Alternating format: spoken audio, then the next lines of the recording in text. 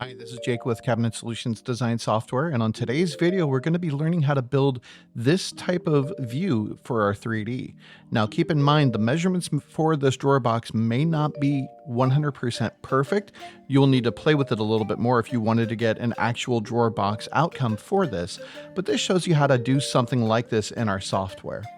There's a lot that you can actually do in Cabinet Solutions as long as you can wrap your mind around how to build some of these items. Keep in mind, everything must start from a cabinet or from a box in general. From there, you can tweak the standards or go to view and delete boards in the custom cabinet screen to remove some parts, or you can add parts in. Let's go ahead and start building this. Let's go ahead and draw out our wall, make it 100 inches. And let's go to place cabinets, and let's start with a regular base cabinet. Now, the regular base cabinet is going to be something that we're going to be modifying. What we're going to do first is remove all the parts except for the opening. The opening itself we're going to make into a drawer box. So let's go to our custom cabinet screen here. We're going to go to cabinet standards, and let's remove some of the parts that we don't need from this screen.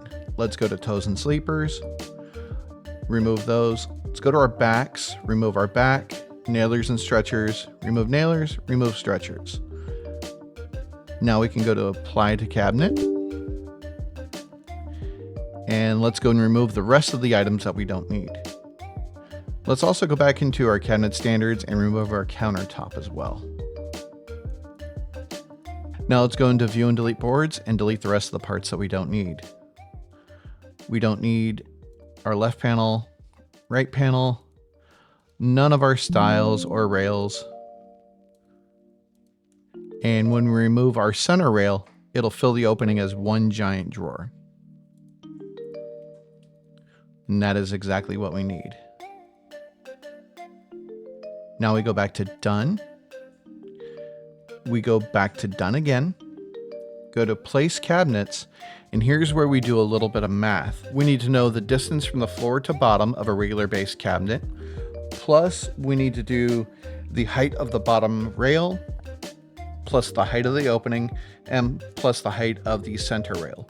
And I'm sure that this information can translate over to Euro as well. You just need to know the distance from the floor to the bottom of the cabinet, which is normally 4 inches for a toe kick, the thickness of your bottom, the thickness of your spreader, and then also the opening size to get that information. So once we have that information, we're also going to need to know the width of your two styles. So let's get that information. That's in our standards. The distance from the floor to bottom is the toe kick. We need to know our rails for the bottom rail and the center rail. And we also need to know our styles, left and right. So once we have those values there, we can go and calculate the rest. If you're not sure what those values are, place a regular base cabinet, go to your elevation screen, and then you can adjust that information from there or get that information. If you want to know the opening size, just go to openings and rollouts, hover your mouse over it, and it tells you the opening height, which is 20¼ So what we're going to need to do is we're going to need to get the opening height of that top opening, which is 4 inches. So let's adjust the height of this base cabinet here, the one that we created as our drawer. I did the math already, so the distance from the floor to bottom is 28. I know the height of that is going to be 4 inches, and I know the width is going to be 21. And we can click on move and place that cabinet. There's one other piece of information to make this truly convincing, and that's the depth of the cabinet. And this is if you want to build this as an actual cabinet in the future. What I'm going to do is let's go ahead and adjust this for now. We can set the depth to be 21 and then place that. And since we already have a base cabinet here, we can go ahead and place that cabinet inside of it. So let's move our base cabinet off to the side. Move our original base cabinet over here. Go to our elevation screen. Let's click on that cabinet. Go to openings and rollouts. Click on that top opening and change the opening type to open. And now we can place our drawer box inside of that. So what we need to do now is we need to know the distance from here to the edge of that opening, which is going to be 4 inches plus 1.25 inches. So that makes it 5.25 inches. So what we're going to do is go back to our draw wall screen and let's create a guide wall. We're going to tell it from left 5.25 inches. Move that up. And we don't need to go that high with it. So we're going to set the length to be 3 inches. And then we need to tell it to make wall an island. That's going to make that wall 0 inches tall. Now I can go to remove that from left and just create that 21-inch wall. Let's go ahead and remove that guide wall.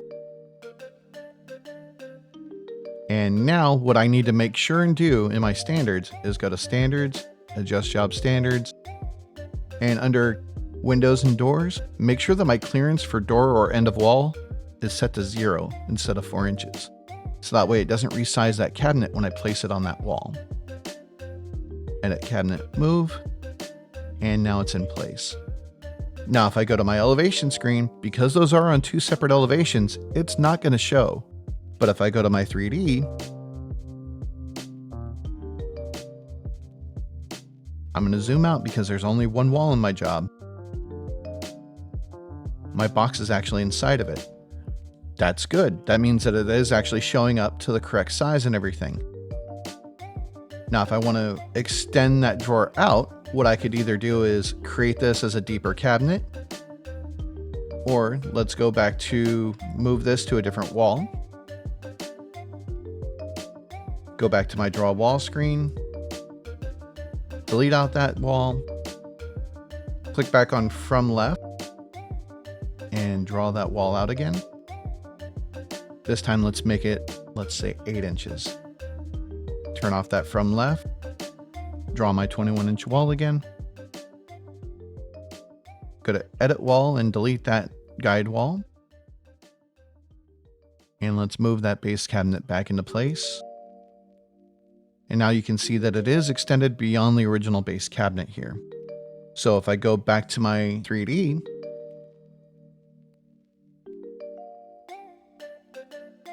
and zoom out, my drawer is now open. And that's how you create that kind of effect for your customers. There's a lot of different things that you can do in our program as long as you can picture in your head how to do it. This is Jake with Cabinet Solutions Design Software. If you have any questions or if you'd like to see something different, please give us a call or send us an email. The phone number for us is 209-836-4077, or you can send us an email to support@cabinetsolutions.net. Thank you again, and I hope you have a great day. This is Jake with Cabinet Solutions, and we hope you've enjoyed the video. Please like, subscribe, and don't forget to click on that notification bell for future videos of tips and tricks or previews of upcoming features. Do you have an idea for future videos? Comment below with different ideas or send us an email to support@cabinetsolutions.net and let us know what you'd like to see, and we'll be happy to create a video for it. Thank you again for watching.